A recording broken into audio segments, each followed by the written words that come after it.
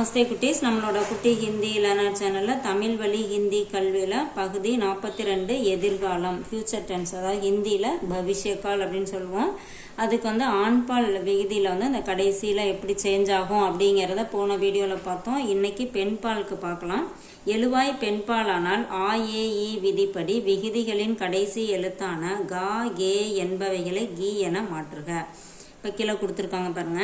My चलूंगी, वह उठेगी, यह खेलेगी, तुम सोओगी, हम देखेंगी, आप चलेंगी, वे लाएंगी, ये जाएंगी.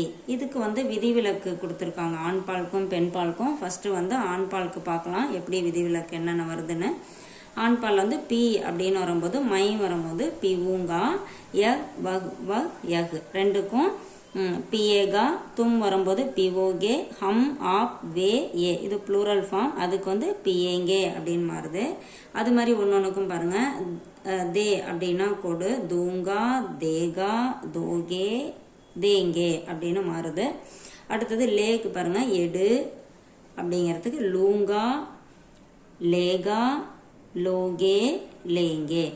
அடுத்தது ஹோ அப்படின்னா ஆகுதல், அதுக்கு மை வரும்போது ஹூங்கா, வ யக்கு ஹோகா, தும் வரும்போது ஹோகே, ஹம் ஆப் ஏ வே ப்ளூரல் ஃபார்முக்கு ஹோங்கே அப்படின்னு வருது. அதே பெண்பாலுக்கு பாருங்க. பி அப்படின்னா பிவுங்கி, பிஏகி, பிஓகி, பிஏங்கி அப்படின்னு ஆகுது. அடுத்தது தே வரும்போது கொடு அப்படிங்கிறதுக்கு தூங்கி, தேகி, தோகி, தேங்கி. அடுத்தது லே அப்படிங்கிறது லூங்கி, லேகி, லோகி, லேங்கி. அடுத்தது ஹோ, ஹோல பெண்பால் மை வரும்போது ஹூங்கி. அடுத்தது வக்கு ஹோகி, தும் வரும்போது ஹோகி. அடுத்தது ப்ளூரல் ஃபார்முக்கு ஹோங்கி. இந்த மாதிரி வருது. இதோட தொடர்ச்சி நம்ம அடுத்த வீடியோவில் பார்க்கலாம்.